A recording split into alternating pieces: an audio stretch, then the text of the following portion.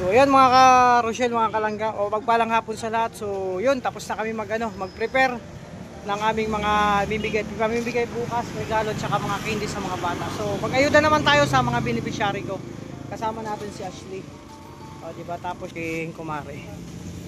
So kaming tatlo magkakasama. Si Caleb iniwan, tsaka bantay si Ate Sam niya. So samahan nyo kami. Oy, Merry Christmas. Papunta kami sa Nasuhi. Tara, samahan nyo po kami.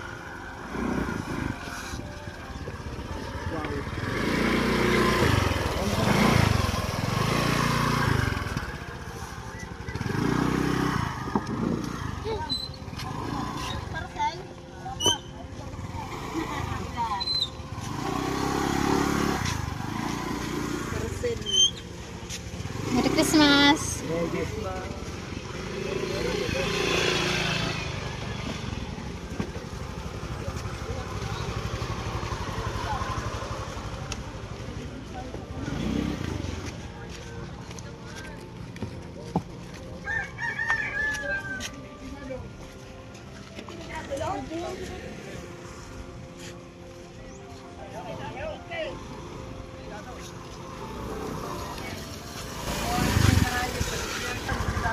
mga karosyel, mga kalangga, ito yung problema dito sa Inarara. Yung tulay, hindi pa naaalis. Pero ito, pero na. Pinitahit, pakita mo yun. Hindi yung mga sininto. Ayun. So yan mga karosyel, piniprepare na yan next year. Sisimula na pero next year pa yan matatapos na tulay. So tara na.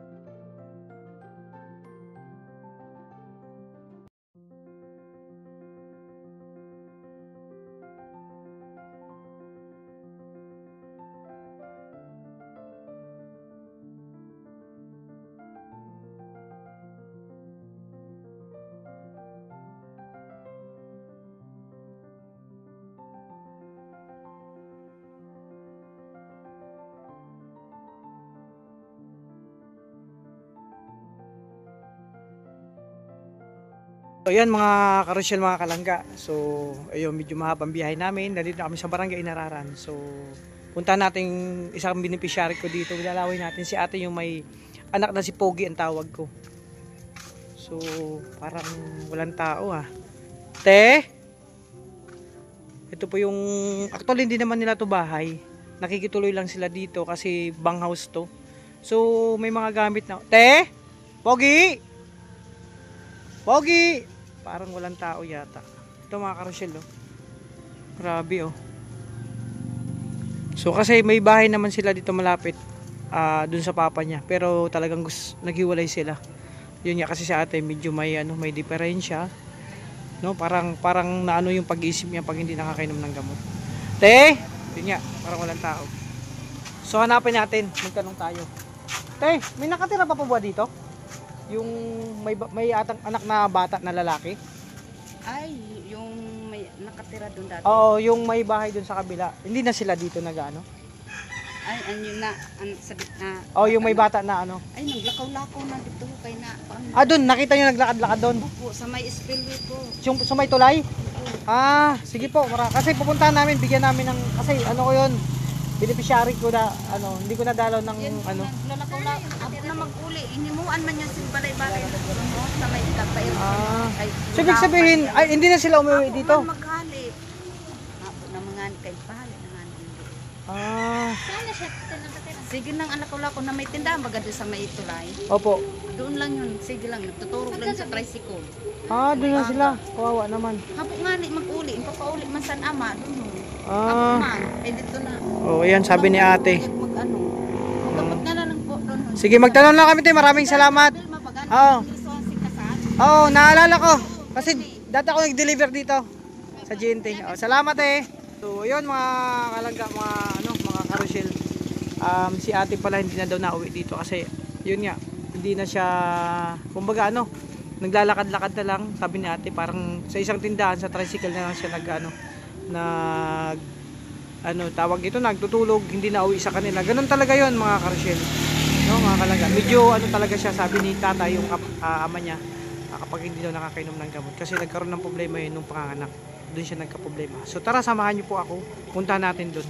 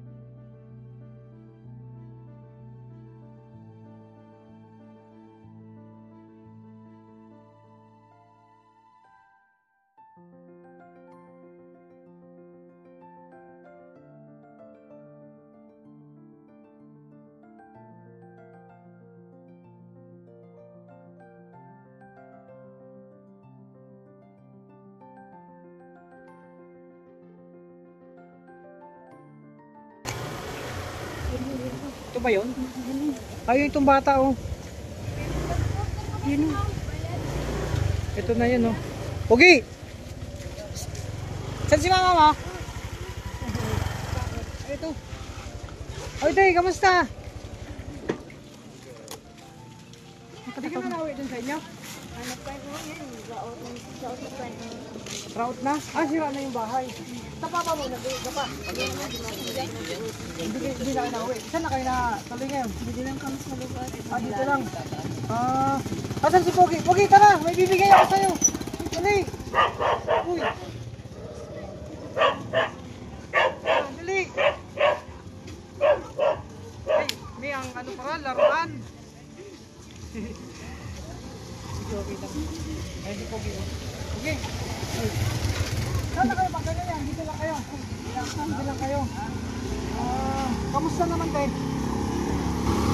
Pwede po kayo may mga gamit na kayo na nakita o galing ako sa bahay niya. Mga tinda lang nila. Saan? Doon sa akin na papa mo? Hindi, isa po ng 4. Ah, puro 4. Si papa mo, napunta ka pa doon. Hindi naman kami sabi. Lapit kami kay Rayo, yung mabatiso. Hindi naman kayo hindi ka napunta doon sa papa mo? Hindi. Ah, hindi. Kami dito nagpupunta. Ibig sabihin mga karosyel, hindi daw siya pupunta doon sa papa niya kasi ganun talaga si ate. Naglalakad-lakad lang yan. Pag dito, saan kayo natutulog? Sa tricycle lang. Tricycle dito? Ah, ganun pala yun. So, asan mga gamit yung iba? Doon lang sa bahay niyo. Ito lang dito. Paano yung pag nabasa? Parang basa na yun ah. Ano na nga niya ito, mga rumok na yan ito. Mga ano na. Ah, so mga karosyel, ito ang sitwasyon ni ate. Talagang din na sila doon na uwi. Dito lang, saan tayo sila na ano yan? May 1955. Yun mga karosyel, yung tricycle pala doon. Ayun oh. Yung tricycle pala doon oh. Oh, doon ka lang natutulog doon sa may tricycle nakaparada doon? Ah. Ay, ito yung ano, dito kami sa Baybayon. Sa Baybayon kayo? Sa Bilog. Balilog na parang... Ayan. Ayan si ate oh. Oh. Parang inborn na. Ano, punta tayo sa papa mo? Yup. Ayaw mo punta doon? Habang may maliit magano. Eh paano sa... Di ihatag na ano, yung spaghetti. Ang doon. Paano natin may ibibigay ka? May bibigay kami sa inyo. Kaya habang may mga paano dito magkakaya. Sa bahay nyo, sa papa nyo. Hindi ko magpapapan. Ayan. So, ano na to? Paano sini? Nagluluto ka te? Ay, hindi nagluluto si ate, may bibigay kasi kami. Akala ko, ha? Oo nga, oh. Sige, tay, may bibigay kasi ako, ha? So, asan si Pogi? Pogi, halika rito, may bibigay ako sa'yo. Hindi ka nakilala. Hindi ako. Michelle, hindi na ako kilala itong batang to. Dati lagi ako kilala yan. Tuwang-tuwa yan pag nakikita ako. So, Ano mo na lang kayo? ha?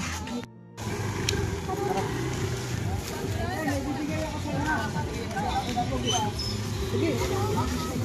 Wala mo ako? Uy! Hey, baulan! Yan, dati kilala ko son. Uli, diri na. Okay. Apo ginibigyan ako.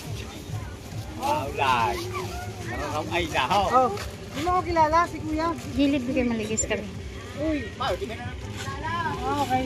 Awap na ako na nagkabi. Doon ako sa dait. Uy, pag-isa ito na. Oh. Nahiya siya, nahiya. Oh. Wala lang. Hey, ikaw na lang. Nasa ito ito. Oo, wala. Kabaw nila. Okay, lalo lang kami. So, sa'yo to, pagkain ng baso. Pagkain nyo ha. Kasi hindi ka man nagluluto pala. Tapos ito may gatas yan ha. Pantimpla mo ha. Sa kanya. Ayan, may palaman dyan. Pagkain. Nagmerienda ka na, te? Hindi na ako nakilala ng anak mo. Oo. Nahiya? Ay, natagal ko lang sa pagpa. Bukaw, kay wala na bukaw. Ayan. Mga tropa ko yan dito mga karosyel kasi dati akong nag-area dito. Ano nga tanong? Gusto mo to? Ano, nahiya siya. Ganyan talaga yan. Bukas, balik ako dito sa'yo. May bigay ako sa'yo. Gusto mo bibilaruan?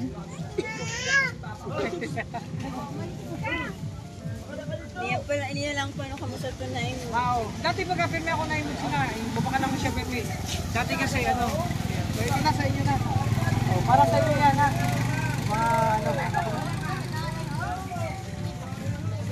O yan te. Yan din, lagay mo muna dito. Oh. Ano masabi mo dyan sa bigay kong regalo? Ah. Ayan. Salamat. Ayan, nahiya si ate. Mga karusyel, yung anak niya kasi dati talagang kilala ko niyan. Ngayon kasi yun na. Medyo matagal na ako din nakapunta dito ulit sa kanila. Oh, ayan. Say, Merry Christmas. Ano regalo mo sa akin? May regalo ka sa akin? Ah, wala.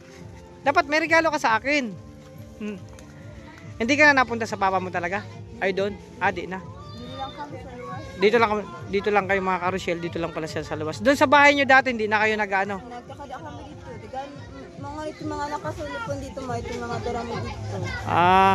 Nagpupunta na kayo paminsan-minsan. Naku, copyright tayo. May tugtog, maka-copyright. Ay grabe, may vlogger din no? May vlogger din pala dito. Hoy, kamusta? Ayan. Ayan. Ano, masaya ka? Masaya ka sa regalo mong natanggap? Ha? Pakainin mo yung anak mo nito ha. May gatas dito. Tapos may mga biskwit, tinapay ha. Oh. So mga karusyel, ito yung binigay ko sa kanila kasi hindi man sila nagluluto. No, kaya ito yung mga pagkain lang ang kailangan nila. Oh. So, pag pera din, hindi rin sila pagkain lang talaga. Puntahan mo na. Oh. Puntahan mo na. Puntahan mo na. So, ayan mga karusyel, ayun. Medyo nag-iyak na yung anak niya kasi yun niya. Nagtampo. Inausap po yung mama niya. Oh.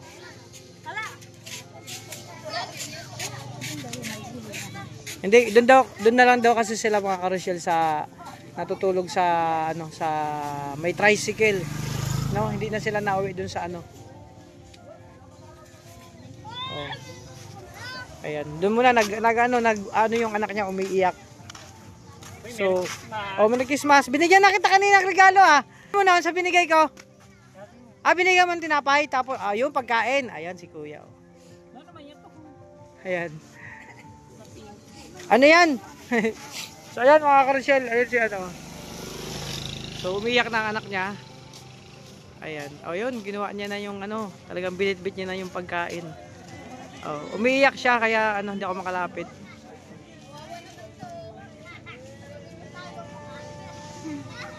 Doon lang sila nag sa may tindahan tapos may titingin-tingin naman daw. Nagtanong-tanong ako doon. Mga karusyel. Yan ang sitwasyon ni ate. No? Ano lang kasi talaga yun talaga. Ayaw niya umuwi sa kanila. Tapos yung bahay naman na tinitirahan niya dati, hindi na sila nauwi doon. Kasi yun nga, butas-butas naman nun. At ano lang yun, kumbaga bakanting lote may bahay, doon lang sila tumuloy. Ngayon nga, medyo may butas-butas, hindi man daw yung pwede galawin. Yung mga, kung ano nandun sa bahay nila dati. Di ba? Andun lang sila, Doon lang yan, tatambay sa may tulay. Nakita mo yun sa may tulay, May? Sa palengke, nakikita mo?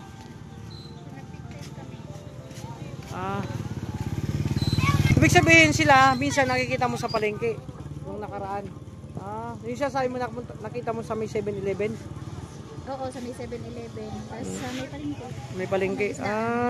Nakikita pala ni Mission sa may palengke. Parang sabi nga nung sabi niya sa labas na lang sila, okay na sila sa labas. Kaya pala gala lang sila.